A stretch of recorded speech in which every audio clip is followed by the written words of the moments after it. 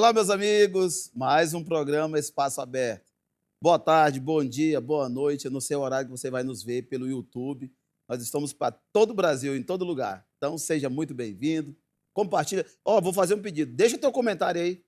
Toda vez que eu mandar o link para você, que você acessar o YouTube, vai lá, deixa um comentário elogiando, criticando, mas participa, tá bom? Compartilha, deixa um comentário que é para ajudar na divulgação do nosso trabalho. Cícero, obrigado pelo carinho, pela confiança, Zezinho, a nossa diretora Fran Suíze, a todos vocês, muito obrigado. Na pessoa do Juninho, saúdo a todo mundo da técnica, a todos os colegas aí do Switch, da produção, que nos ajudam a levar o melhor desse programa para as famílias no finais de semana. Muito obrigado pelo carinho. Hoje eu tenho dois grandes convidados de peso, né? São os maiores nomes da direita do momento aqui em Porto Velho, e eu vou ter o prazer de conversar com essas duas figuras. Nós vamos falar sobre pré-candidatura a governo do Estado, nós vamos falar sobre ação social, Deus, a volta de Jesus, grande tribulação, porque um é pastor e o outro é pré-candidato a governo do Estado. Eu estou falando de pastor Josinélio e Ricardo Frota. Vamos começar o nosso bate-papo. Ricardo Frota, pré-candidato a governador, já foi candidato a prefeito e hoje vou começar por você. Se apresenta aí, Ricardo, para o nosso público e fala aí como é que você espera que seja a sua pré-candidatura. Seja muito bem-vindo.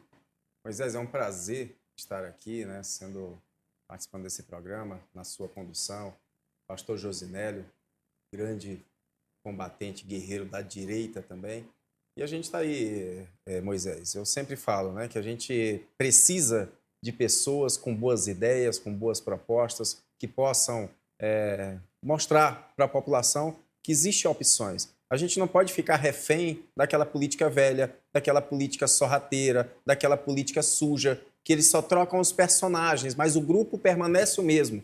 A população tem esse direito de ter opções. Quanto mais pessoas capacitadas e preparadas para disputar uma campanha de governo do estado de Rondônia, mais a população vai ter certeza e convicção de quem vai escolher. Então, é importante para uma democracia que haja essa pluralidade de candidaturas, com ideias distintas e, com certeza, ao final, caso todos os candidatos que estão se apresentando sejam aprovados pela convenção e tornem-se candidatos de fato, a população vai referendar a sua candidatura na urna. E essa análise vai ser feita com muito critério, eu não tenho a menor dúvida. É por isso que eu sempre defendo que mais pessoas possam participar, que possam mostrar para a população seus objetivos, suas ideias, suas propostas. E aí sim, essas pessoas vão ter mais ferramentas, mais elementos para, ao final, saber qual possível candidato agradou mais. Ricardo Frota, eu, você e o Josinélio, nós não temos o pedigree da política, o pai que já foi governador, deputado federal, senador.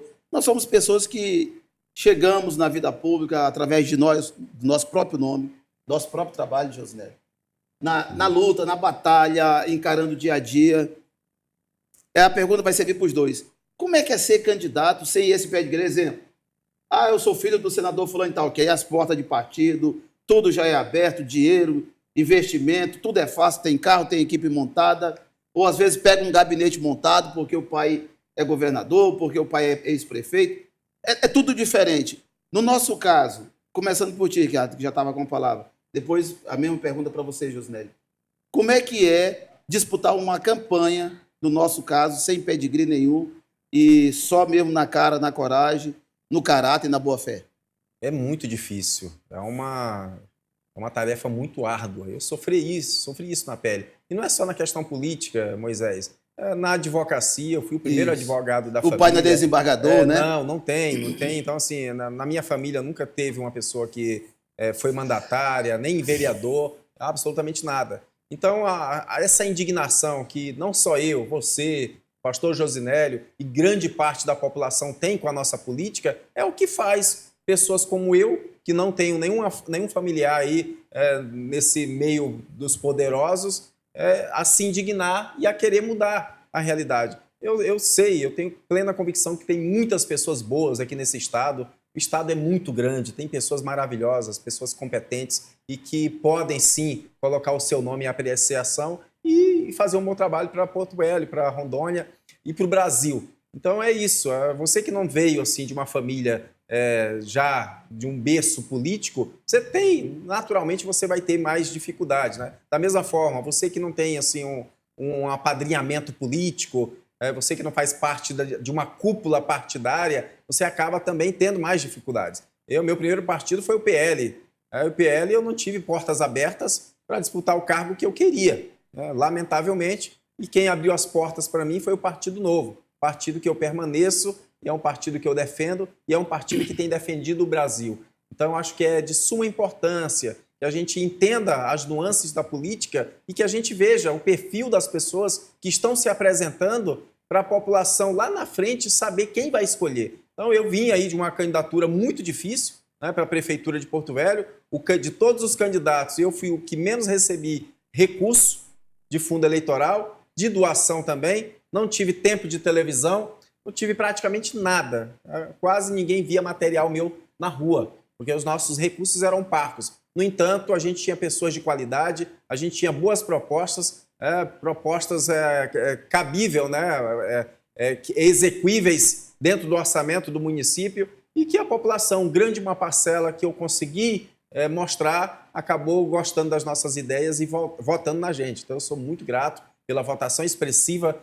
Todas as pesquisas falavam que eu ia terminar a campanha em último lugar e eu não terminei em último lugar.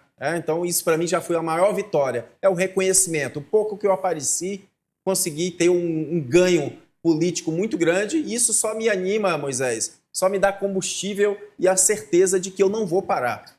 Coragem nós temos, você teve, você passou por uma campanha também muito difícil, também na mesma situação que eu, um bom candidato, uma pessoa com boas propostas, com boas ideias, uma pessoa de caráter, uma pessoa íntegra, mas que não é contaminado pela velha política. Então a gente, que é uma safra nova da política, a gente sofre, porque muitas vezes a gente é engolido pelos poderosos, que vêm com um caminhão de dinheiro. Mas nosso papel é jamais desistir e mostrar para a população que essa realidade, que esse fator dinheiro um dia não vai mais adiantar. A gente viu nessa campanha agora, né, que colocaram um caminhão de dinheiro aí em todos os lados e mesmo assim não teve êxito na sua disputa. E eu creio nisso, vou continuar acreditando de que propostas e o currículo da pessoa e a aliança com pessoas boas, é isso que vai fazer a diferença e que vai fazer a população enxergar, abrir o olho e ver que é importante você pegar uma pessoa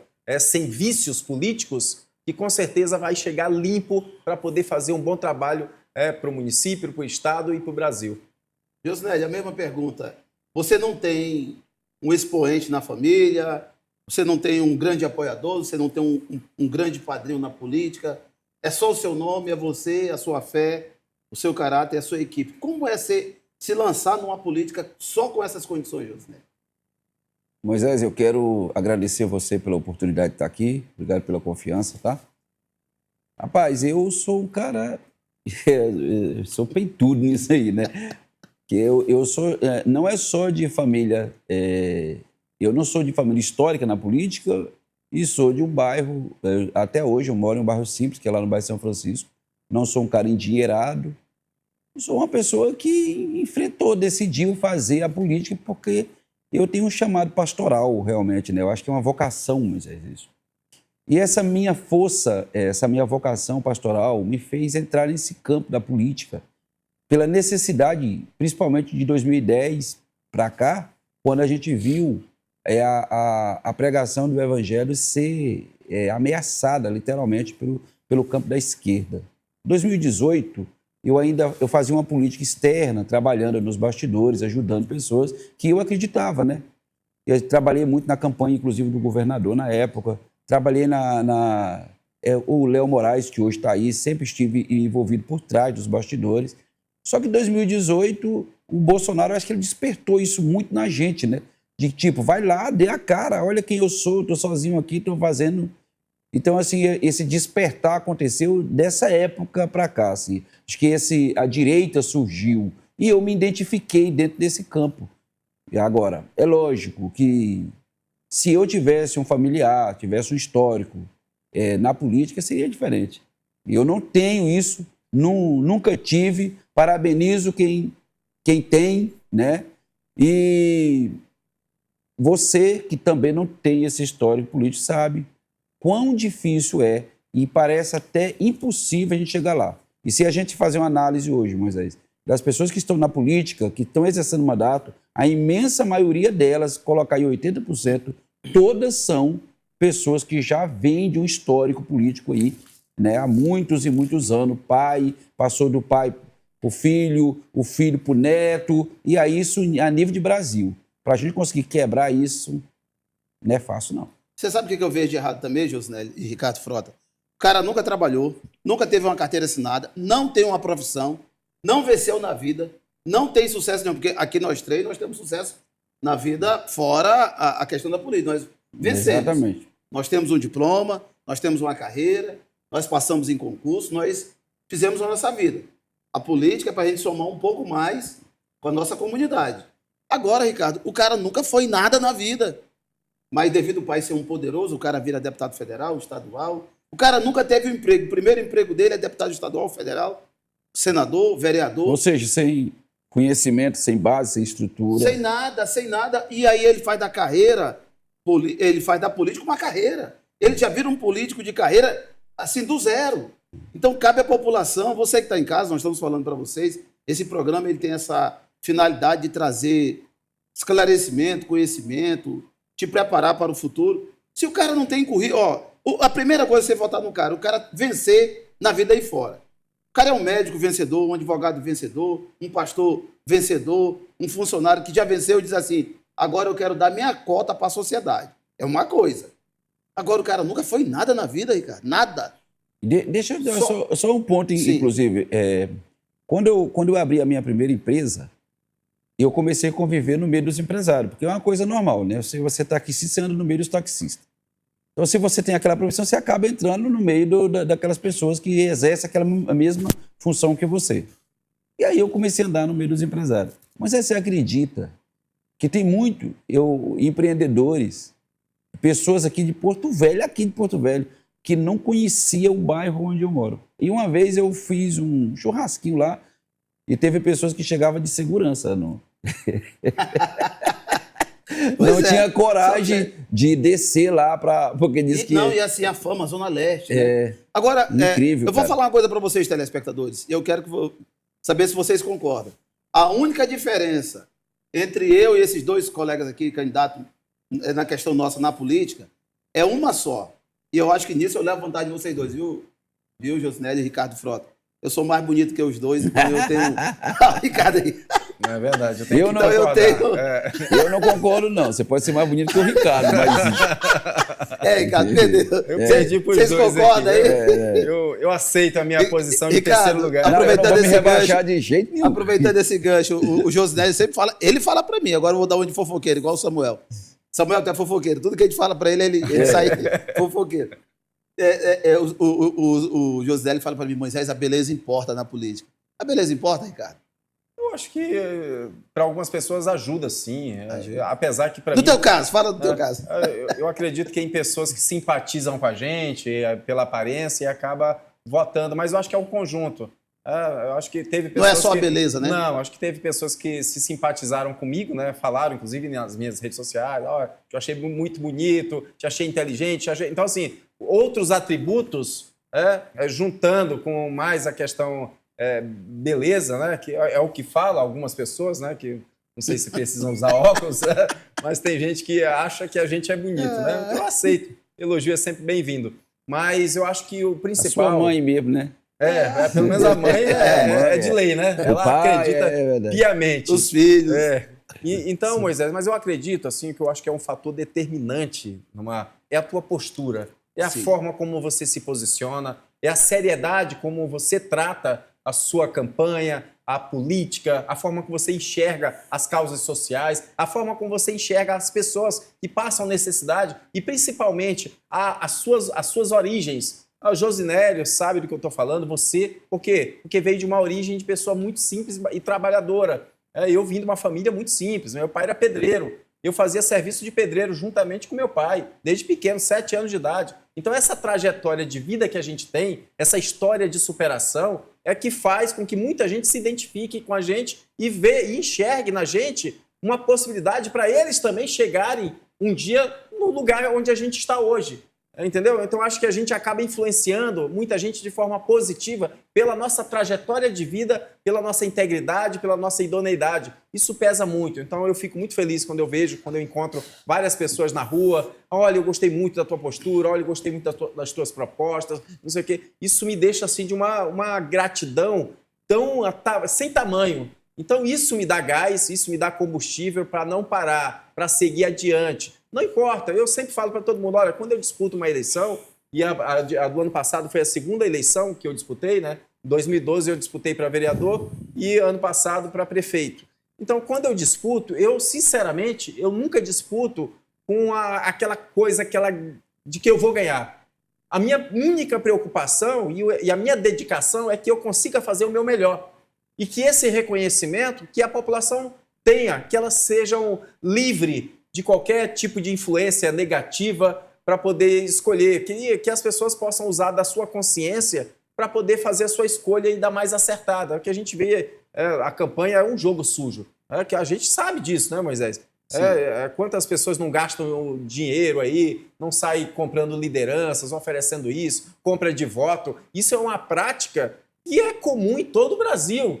E a gente não adota esse estilo de campanha. A gente quer realmente ganhar com propostas, com a proposta de transformação, com a habilidade que a gente tem de articulação, com a verdade, mostrar para a população um lado que muitas vezes eles mascaram, muitas vezes eles não gostam de mostrar para a população. Então, eu acho que o meu papel é exatamente esse, é mostrar o lado obscuro que muita gente não tem coragem de mostrar, e como eu sou independente, como eu não tenho um rabo preso com ninguém, eu falo isso com muita clareza e muita tranquilidade. Então, eu acho que muita gente se identificou com o nosso perfil, a nossa postura e, principalmente, as nossas ideias.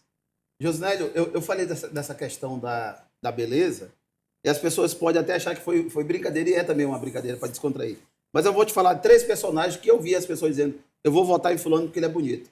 Um eu vi falando, o Collor, cansei de ver quando era muito jovem, muito criança, mas as pessoas diziam, vou votar no Collor porque é bonito. O Tiago Flores de Ariquemes, eu via as pessoas dizendo, vou votar nele porque ele é bonito. E vi muita gente dizendo, vou votar na Mariana porque ele é bonito, ela me deu um abraço.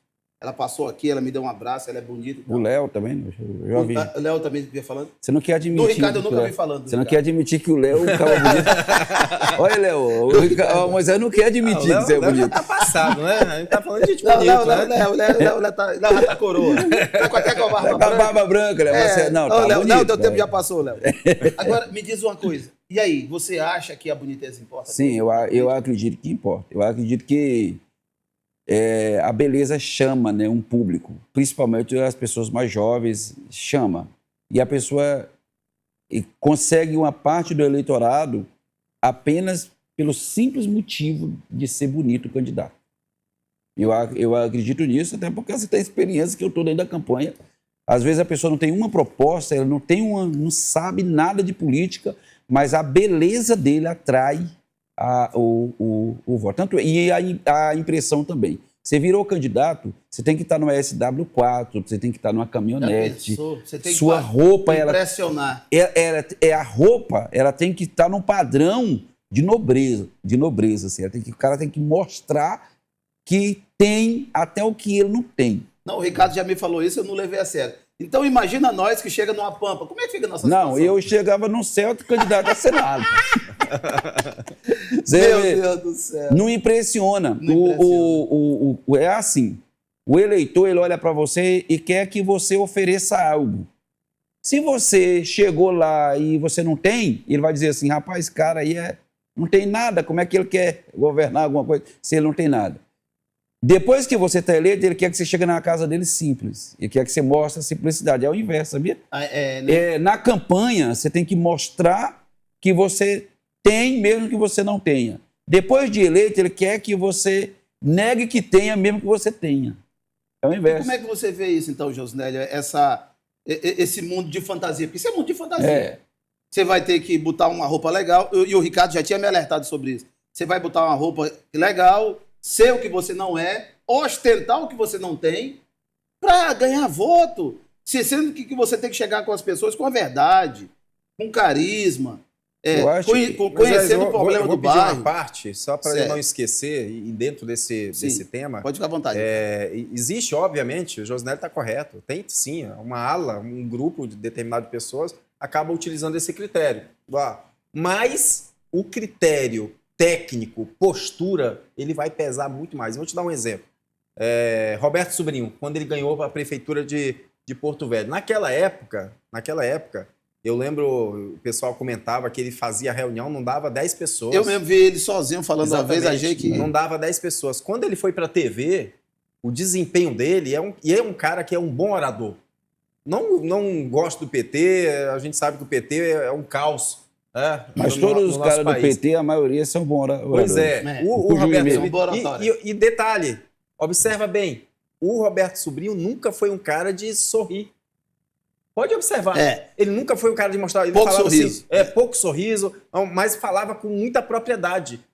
Falava de determinado assunto, vamos falar sobre infraestrutura, vamos falar sobre saneamento básico, vamos falar sobre o quê. Ele tinha na ponta da língua números, dados, isso e aquilo. Então ele acabava impressionando as pessoas pela tecnicidade, pela desenvoltura pela qual ele se apresentava e mostrava as propostas. Então, por isso que eu falo... Mas será, Ricardo, não foi uma onda? Porque naquela época veio uma onda muito forte. Teve a onda do PT, mas o que eu estou falando é o seguinte, uma onda sozinha, se não tiver um produto bom também, ela vai passar. Ricardo. Ela vai passar. No caso, eu vou dar um exemplo. Teve a onda do Lula, o efeito Lula. Não, a própria onda do Bolsonaro arrastou o Bagatoli também, e vários outros. Mas aí é o detalhe, é diferente numa campanha do Senado, em que pese ser majoritária, não é uma campanha igual a de governo e de prefeito que você se expõe muito mais. Isso. Entendeu? Para governo, uma onda... É só ver a questão do Marcos Rogério. Marcos Rogério era o defensor árduo do Bolsonaro no Congresso Nacional. Então, assim, e numa região predominantemente de direita.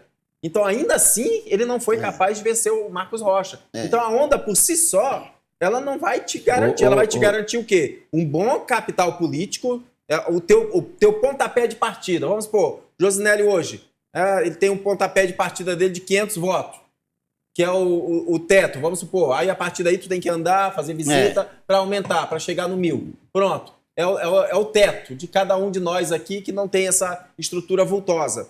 Entendeu? Agora, quando você já vem com uma onda dessa, por exemplo, aí ele já vai te dar um teto muito maior do que o nosso. Vai te dar um teto, sei lá, tu vai começar o teu projeto de governo com 50 mil votos, que é o que eu tô te dando. A partir daí, tu tem que ter uma desenvoltura melhor e tem que mostrar por que tu tá vindo. Ô Ricardo, eu podia gerar um debate, né? Que o debate dá uma audiência. O que acontece? Eu concordo em parte com o que o Ricardo está colocando. Mas na época do Roberto Sobrinho, indiscutível tinha uma onda, né? Ali, quem o Lula falasse assim, ele tinha chances claras de ganhar a eleição naquele momento. Aí você vai comparar o Marco Rocha com o Marco Rogério, naquela época, os dois eram da onda.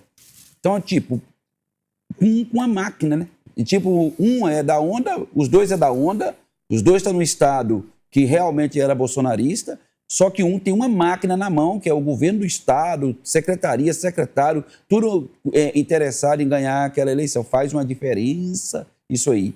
E é lógico que a campanha majoritária ela é muito diferente da proporcional. Então, no caso do cara que é proporcional, você vê, para você puxar um camarada igual o Bagatoli, o Coronel Crisóstomo, que você vê que o Coronel Crisóstomo é muito bom para fala, assim, mas ele não tem a mesma oratória do Roberto Sobrinho. Não tem, cara. Não adianta. É um cara de direita, rústico, né, assim, firme, Coronel Crisóstomo. Mas ele foi junto naquela levada.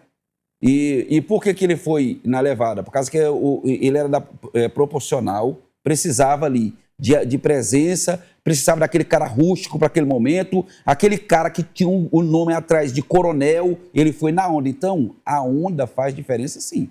Ainda que a gente não queira aceitar, a onda faz. Eu, você e o Ricardo, naquele momento da onda, se nós tivéssemos embarcado, a gente provavelmente teria. Nós entramos fora da onda, né? Agora, quando não tem a onda, aí precisa a gente estar dentro daquele aspecto político. A presença é importante, a beleza é importante, o dinheiro é importante. Muda. Você acha que foi o caso do Pablo Marçal, Ricardo? E coisa? Não, O não Pablo tem- Marçal ó, falava bem, Sim, mas tem. rico, bonito, Mas bom Qual de foi mídia. aquele sabe outro o- lá, ó, do Bolsonaro, que perdeu, acho que foi no Rio Grande do Sul? Ele foi para segundo turno, falou alguma coisa. Foi no Rio Grande do Sul. Foi. Então, assim, e era ministro do Bolsonaro. Então, o que eu estou querendo reforçando essa ideia é que, embora ele tivesse a preferência naquele momento, uma fala dele fez ele perder as eleições. Então, por isso que eu falo, a onda é importante? É a onda. Mas se tu não conseguir, se tu não se ajudar, não for um produto bom, não Quem for é uma o pessoa ministro bem do- preparada, do- você se afunda. do Ele Bolsonaro? ele era ministro e deputado federal e ele estava num estado que não é bolsonarista. Foi o Pazuello ou foi Não, o Onyx? Onyx Lorenzoni. Ah, Isso, tá. foi Não, ele mas mesmo. ali estava fora da onda. É. O Onyx, por causa que lá no estado não. Estava fora da onda. Estava fora da onda. Agora, a onda, um camarada igual o Roberto Sobrinho, naquele momento que ele ganhou a eleição, lógico que o Roberto Sobrinho, eu não estou discutindo aqui se ele é bom, se ele é técnico. Eu acho que ele é como um esquerdista. Mas ele ganhou por causa da onda, Ricardo. Não, E sim. aí você vai ver o Marco Rocha. Quem era o Marco Rocha? O Marco Rocha é um desconhecido, que de repente surgiu assim, quem levou ele foi a onda. E aí é lógico que ele vem para a reeleição estruturado, máquina na mão. Então, agora coloca o Marco Rogério naquele momento, na segunda eleição já, da onda, para disputar com alguém que não estava na onda para você ver se ele não ganhava. Ganharia. O que fez o Marco Rocha ganhar, primeiro, na hora do debate, o debate fez uma diferença muito grande com duas pessoas que estão na onda. O Marco Rogério e o Marco Rocha. Os dois estavam na onda, né? Nós vamos para o intervalo. Quando a gente voltar, tu continua explicando essa questão. Boniteza faz ou não faz ganhar uma campanha? Vamos lá, intervalo.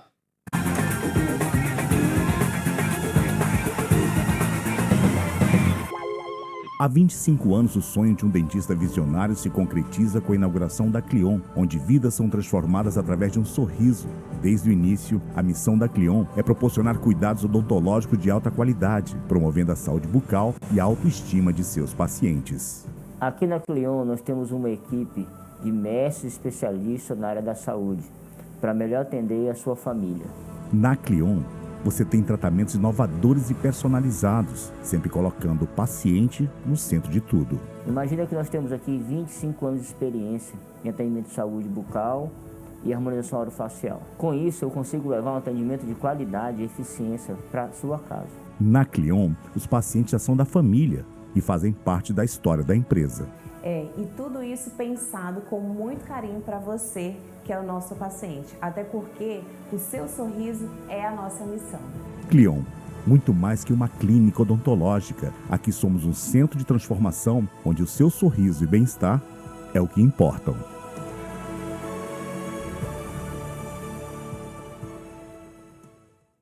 Sejam bem-vindos ao MG Concept Supermercado. A nossa nova estrutura conta com uma adega sofisticada. Nossa nova padaria conta com toda uma variedade de pães e com delícias incríveis que vão te surpreender. E temos também açougue, peixaria e hortifruti com produtos de alta qualidade. Venham conhecer o MG Concept Supermercado, na Avenida Mamoré, bairro Cuniã.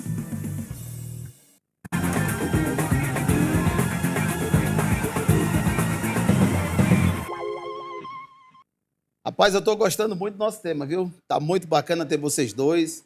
Acho que é um dos melhores programas. Faz tempo que eu queria trazer esses dois, mas tem que pagar caro. É difícil, rapaz. O Josinelli chegou de limusine e o Ricardo Frota de avião, de helicóptero. Ricardo, esse é um ano de pré-campanha. Você vai ser um pré-candidato, já lançou a sua pré-campanha. Inclusive, Ricardo, eu quero deixar o meu repúdio a alguns jornais, alguns blogs, algumas pessoas que ainda não assumiram a sua... E pesquisas também, que não assumiram a sua pré-candidatura, mesmo sabendo, mesmo você já tendo declarado que é pré-candidato a governador, e as pessoas não divulgam. E depois, Josinelli, também eu quero que você fale se você vem candidato, se você é pré-candidato, a que cargo. Mas vou começar pelo Ricardo, que vai falar da pré-candidatura dele e por que o nome dele não está sendo colocado nas pesquisas e alguns sites não mencionam a sua pré-candidatura. É lamentável, né? Esse jogo eu passei passei por esse jogo sujo ano passado. Eu fui um dos primeiros, veja só. Eu trouxe o Deltan Dallagnol aqui em Porto Velho. O Deltan Dallagnol me apresentou como candidato a prefeito do Novo e ainda assim a mídia me excluía. Não me colocava lá na lista dos pré-candidatos à prefeitura de Porto Velho. Então, mais uma vez está acontecendo. Lancei o meu nome como pré-candidato ao governo do estado de Rondônia, e aí aquelas pesquisas que eles fazem estimulada, o que é uma pesquisa estimulada? É aquela que tu já vem com os nomes prontos para a população, para mostrar, olha, qual desses você escolhe. Se você coloca 5 nomes ali e não coloca o meu, obviamente que ninguém vai me escolher. Aí coloca o nome, por exemplo, do Samuel. Samuel teve menos votos do que eu para prefeito. E ele está na lista. Qual é o critério? Qual é o critério? Eu tive 1.030 votos a mais do que ele para prefeito, sem aparecer, sem ter recurso, sem ter nada. E eles ainda assim não me colocam. Eu acho isso um jogo muito sujo. E quem perde com isso é a população. A população quer conhecer, quer ter o direito. Isso é democracia. Ricardo, que tipo de democracia é essa que você fica tentando selecionar aqueles candidatos que, sei lá, estão te dando algum tipo de benefício? Isso não é democracia. Democracia é você mostrar a realidade. Olha, a gente tem essas opções. Quem que vocês escolhem dessas opções que já se declararam pré-candidatos? Eu já me declarei. E o que é pior, os nomes que eles estão colocando aí são pessoas que nunca foram a público dizer que são pré-candidatos. Ou seja, eles vão lá por o critério de achismo. Então isso é uma covardia muito grande, lamentável, Moisés. Ricardo, mas como combater essa... Isso é antidemocrático. Isso sim é um ato antidemocrático. Como é que é? Entrar com ação na Justiça Eleitoral, porque sai na pesquisa, eles tinham que te colocar, não colocam. Fazer uma nota de repúdio contra o site que publica uma coisa e outra e não bota teu nome. Como é que combate isso? Na verdade, não existe uma obrigatoriedade. É uma questão moral, é uma questão de ética, é uma questão de você escolher fazer o certo. Infelizmente, quantas vezes, no ano passado, institutos de pesquisa não me ligavam, me dá X que eu te coloco lá em segundo, em primeiro. Eu falei, não preciso disso não. Eu quero a realidade, quero fazer uma campanha, eu quero estar na posição que de fato a população está me colocando. E se lamentavelmente eu não conseguir ir para segundo turno, porque de fato eu fui muito prejudicado, até hoje tem gente, caramba, tu foi candidato a prefeito? Não me conhece, Josinélio, não sabia que eu era candidato. E outros chegavam assim, poxa, Ricardo Frota, para mim, é o melhor candidato, mas como não tem chance, eu vou votar no outro. É o que a gente chama de voto útil. Tem muita gente que não quer desperdiçar o voto. Não, eu vou votar em quem vai ganhar. Isso ainda funciona, isso é horrível, isso. Porque não importa se a pessoa tem 0,1%, mas se for a pessoa que se alinha aos meus pensamentos, obviamente que eu vou votar naquela pessoa. Porque aí se trata de princípios, valores. Então, esse jogo sujo, ele vai acontecer, eu acredito que com uma intensidade muito maior agora na de governo. Né? Governo é uma coisa, uma proporção, uma dimensão que é nos 52 municípios do estado de Rondônia. Então, a gente sabe que vai passar por isso, a gente sabe que eles vão tentar atropelar, mas eu não tenho medo. Eu quero só... E detalhe, né? Agora o Novo vai ter tempo de TV, agora o Novo vai ter, obrigatoriamente, o candidato oficial do Novo vai ter que ser chamado para todos os debates. Então é aí que a gente vai saber quem é quem. Eu espero que a gente seja aprovado na convenção. Se a gente for aprovado na convenção, aí eu serei de fato candidato ao governo do estado de Rondônia. E aí sim, na hora que a gente participar do primeiro debate, eu tenho plena convicção de que a população já vai entender quem é quem e quem de fato está preparado. Fica aqui, Ricardo, o meu repúdio a esse jogo baixo, rasteiro, a esse jogo que não coopere nada para a democracia, e quem perde com isso é a população, porque a população quer ver o nome de todos os candidatos, não é só do Ricardo. Ela quer ver o nome de todos os candidatos para ela ter direito a apreciar, avaliar e saber quem ela vai escolher. Quando um instituto, que se diz instituto, uma TV, um site, tira o nome meu, do Josinélio ou do Ricardo, aí faz um jogo antidemocrático, isso não é bom para uma democracia saudável. Fica aqui o meu repúdio. Josinélio, você vem candidato a alguma coisa? Se vier candidato, vem aqui. Você é pré-candidato? Como é que está a tua situação? Vai mudar de partido? Vai permanecer nesse mesmo partido? Moisés, eu hoje faço parte de um projeto, né, para a cidade, junto com o prefeito Léo Moraes. E aí, quando a gente está dentro de um grupo como esse, você acaba tendo que cooperar com o grupo, né? Não é disputar, nem bater de frente Você vai entender aquele grupo que eles vão decidir ali para que você não se torne um prejuízo para a equipe. Eu não estou afim de fazer isso. Então, eu tenho, assim, pretensão. Meu projeto é ser pré-candidato a deputado federal, mas ainda não está certo ainda devido a essa questão de que, se for possível, depende muito da equipe, do grupo, da pessoa que está na linha de frente, porque eu sou pastor de igreja. É ruim quando você está na liderança de alguma coisa e vem alguém e bate de frente e fala assim, eu estou aqui, vou fazer do meu jeito, e ponto final. Então, bater de frente com o líder é ruim, você atrapalha o projeto. Então, eu não quero fazer isso. Eu tenho pretensão de ser candidato a deputado federal. Ainda estou no aguardo, né, stand-by, para ver a possibilidade de ir mais na frente. Nesse momento, eu estou no PRTB, que é o partido que eu saí candidato a vereador. Possa ser que eu tenha que mudar até para compor o grupo, né? Se haver essa necessidade. Vamos aguardar um pouco mais para frente. A minha pretensão é essa, mas a gente está dentro de um projeto e eu quero cooperar com esse projeto. É isso. Bacana, é isso mesmo. Antes de tu chegar aqui, José, eu estava falando com o Ricardo Frota, essa questão do Lula bater de frente com o presidente Trump já deu um prejuízo para o Brasil de 40 bilhões, mais ou menos. E tem estimativas que, se esse embate do Lula, esse embate sem noção do Lula continuar, pode chegar a 260 bilhões de prejuízo para o Brasil.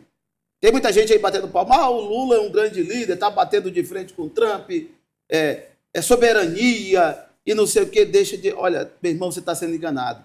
Soberania num país que tem 30% do seu território dominado pelo crime organizado, não pode dizer que é soberania. Né? Por aí você já vê um país que não tem fronteira, que as fronteiras são dominadas, todo mundo entra e sai com droga, com armamento pesado, não é soberania. Então vamos parar com esse negócio de soberania que não tem. Né? Tem mais de 50 milhões de brasileiros, Ricardo Frota, que não consegue andar no Brasil porque está dominado por milícia ou algum tipo de organização. Então não é soberania. E nós estamos perdendo. Não sei quantos milhões de empregos serão perdidos. Se esse embate continuar, e o Trump avisou lá na ONU, é ruim para o Brasil ficar nesse embate com os Estados Unidos. E o Lula começou a ganhar bônus com isso. Foi crescendo, porque ele faz uma falsa propaganda falando de soberania, e quem está do outro lado não sabe disso. Acha que é verdade que existe uma soberania, e não existe. O Brasil é dependente de tudo. GPS, olha, o Brasil depende de quase tudo. Remédios, tudo, tecnologia, tudo. Então, como é que vai falar em soberania se ele não tem tecnologia, se ele não tem quase nada? Então, gente, se o Lula não tiver humildade, não parar de ficar fazendo política, ir lá conversar, tentar resolver o problema, o prejuízo para o ano que vem, 2026, é um cenário catastrófico. Como é que vocês dois avaliam essa conduta do Lula, desse embate? Porque, por exemplo, eu estava falando Eu posso te fazer uma pergunta? Eu sei que você tá... Só para concluir, falando para o Ricardo Frota, a Embaixada do Japão ficou dias lá na Casa Branca aguardando uma oportunidade para falar com Donald Trump, para ver a questão do tarifaço e resolver o problema lá. França, mesma coisa. Inglaterra, mesma coisa. Ninguém quis bater de frente. Nem a Colômbia quis bater de frente. A Rússia não quis. A China bateu de frente. Sabe qual foi o prejuízo da China, telespectadores? $1 trilhão. Ela tinha 4 trilhões para queimar gordura de reserva, levou uma lapada de 1 trilhão, ficou capengando. O Brasil não tem gordura para queimar. Bater de frente com o tarifaço com os Estados Unidos vai ser uma perca catastrófica e 2026 vai ser um desastre. Como é que vocês avaliam? Pode começar com você, José. Antes de entrar nesse assunto, eu quero te fazer uma pergunta. Você é o entrevistador aqui, né? E você, é candidato, pré-candidato, alguma coisa? Você não falou nada, só eu e o Ricardo que falou? Não, eu não sou pré-candidato esse ano, não tô com pretensões para disputar. Mas se o Ricardo me chamar... Para ser senador? Para disputa no Senado, do lado dele, ombreando com ele governa, eu pré-candidato a Senado, eu topo, Ricardo. Eu acho que tá aí o desafio em público. Vou pro Novo, e você vem também pro Novo, para Federal, e nós formamos a trinca e vamos para cima. Trio parada dura, né? Governador, Senado e deputado federal. Pronto. Para mim seria uma honra, viu, Moisés? Você é um cara que eu tenho uma admiração, tenho um respeito muito grande, sei da tua luta, do teu trabalho. E eu falo, chance, a população de Porto Velho perde muito por não ter uma pessoa, um vereador como você, Obrigado, ali naquela Câmara Municipal. Quem preza por qualidade, quem preza por um político honesto, um político que tem coragem de enfrentar os problemas de frente, o Moisés é essa pessoa, que tem inclusive um trabalho social que ele não mostra. Aliás, a gente que faz um trabalho social, a gente não mostra. Eu não consigo fazer isso. Trabalho social, vídeo. aproveitar esse momento que está falando de trabalho social aqui, dia 27 agora, sábado, a gente vai ter um trabalho social na nossa igreja. Já quero pedir uma cesta básica para os dois aqui. Cada um, o Moisés e o Ricardo, para doar uma cesta básica para cada um, para nós lá. Tá bom, pode contar comigo. Com certeza. E outra coisa, João, o que a gente está falando aqui, Moisés, é que a gente sempre faz, de alguma forma ou de outra, a gente procura ajudar as pessoas, mas a gente não torna isso público, né? A gente não faz. Eu não me sinto confortável. Eu vou deixar uma cesta básica para fulano, tá aqui, pessoal, estou fazendo. Eu não gosto desse jogo. Sabe? Eu acho que quem é cristão sabe, né? A gente gosta de fazer as coisas ali em oculto. Natural, né? A gente só quer mostrar para Deus. Eu não quero mostrar para as pessoas o que eu estou fazendo. Deus sabe das nossas intenções. Deus sabe dos nossos corações. Então, isso para mim é o que importa. Então, Moisés, essa questão aí de conflito dos Estados Unidos, o Brasil, esse tarifaço, obviamente, não tem como você falar que isso não prejudica. Na medida que você exportava para os Estados Unidos determinados produtos e ele começa a cobrar mais por isso, tu deixa de ganhar. Passa a não ser interessante você exportar. Você vai ter que procurar outro público, outros países para tentar comercializar o teu produto. E querendo ou não, o Brasil é rico em matéria-prima, mas o Brasil está muito longe de ser um país autossuficiente. A gente é dependente da China, a gente é dependente da Rússia, a gente é dependente dos Estados Unidos, a gente é dependente da Espanha, a gente é dependente de uma série de países. A gente não tem tecnologia. Enquanto a gente manda matéria-prima para comprar produtos industrializados. Manda para lá e depois compra industrializado, manda commodity, imposto, né? Algo que poderia ficar aqui no Brasil. Então, infelizmente, a gente ainda está engateando no que diz respeito a desenvolvimento. Então, não tem como comprar uma briga para uma potência que é os Estados Unidos. E o Brasil, quem entende o mínimo de economia, sabe que a nossa economia está em frangalhos. A gente está cada dia pior, a gente não consegue gerar superávit. Tá? A gente tem aí perdas, a gente tem prejuízos. Entra mês, sai mês, estatais dando prejuízo, déficit primário. Então, assim, dizer que a coisa está engrenando, que a coisa está dando certo... 726 mil empregos, o tarifaço pode tirar. Pois é. E isso é algo que as pessoas não têm noção. Que as pessoas, muita gente não está sentindo os impactos negativos hoje, mas isso vai gerar umas consequências vai ser um caos. A médio e longo prazo. Vai ser um caos. Então, tudo que a gente defende é que o nosso país ele prospere. É que o nosso país seja um país aí, um desenvolvimento sustentável, principalmente economicamente. Quando eu falo em sustentabilidade, não estou falando só na questão ambiental, estou falando da sustentabilidade econômica, que é o principal, o gargalo, o pilar de qualquer administração pública está na economia. Se a economia não vai bem, não tem como o país ir bem. E aí vai impactar no emprego, vai impactar na qualidade de vida das pessoas, vai impactar na saúde, vai impactar em tudo. A economia não vai bem, com certeza a população vai sofrer por conta disso. Josinélio, te mostrei aqui, 725 mil empregos estão em risco. Essas pessoas poderão ir para casa sem perspectiva nenhuma, e muitas vezes é a pessoa que sustenta um lar. A pessoa que está ali apoiando o Lula nessa questão, não, o Lula está certo, tem que botar para cima. Botar para cima da maior potência mundial faz sentido, é uma briga que não tem... É um pitch contra um leão, não faz sentido. Não podemos incentivar isso. Como é que você vê o Lula rotando e não quer conversar, e não quer nada, e botando para cima, e ganhando bônus político com isso? Isso é que é o pior. Rapaz, eu não sei se você acompanhou o discurso, Moisés, de Lula na ONU. O Trump estava assistindo, ele acompanhou todo o discurso do Lula. Em seguida, quando o Lula terminou, desceu, ele passou por alguma porta lá e o Trump era o próximo depois, né? E ele já veio para discursar depois do Lula. Quando ele encontra o Lula, ele conversa com o Lula em 20 segundos, ele fala assim, a gente precisa conversar semana que vem e tal. Aí ele sobe lá para a tribuna e ele começa a falar, e primeiro ele bate no Lula e bate com força, E aí, em seguida, ele fala assim, por exemplo, não foi tarifado o Brasil, aí ele entra na questão do Lula. Aí ele fala, acabei de encontrar o presidente brasileiro, marcamos uma conversa para a semana que vem, gostei dele, ele gostou de mim, surgiu uma química, que isso foi muito utilizado, inclusive, pelos petistas, né, durante a semana. Você acha mesmo que o Trump concordou com o discurso do Lula? Minutos antes, ele ouviu o discurso do Lula, o Lula desceu o cacete nos Estados Unidos, mas Sim. defendeu o terrorismo, Bateu Israel de novo. bateu em Israel, defendeu a ditadura de Cuba. O Trump assistiu tudo caladinho, depois em seguida ele falou, agora tem que bater um papo com o presidente do Brasil. Você acha que o presidente Trump se agradou daquele discurso, ficou com medo do Brasil? Não faz sentido.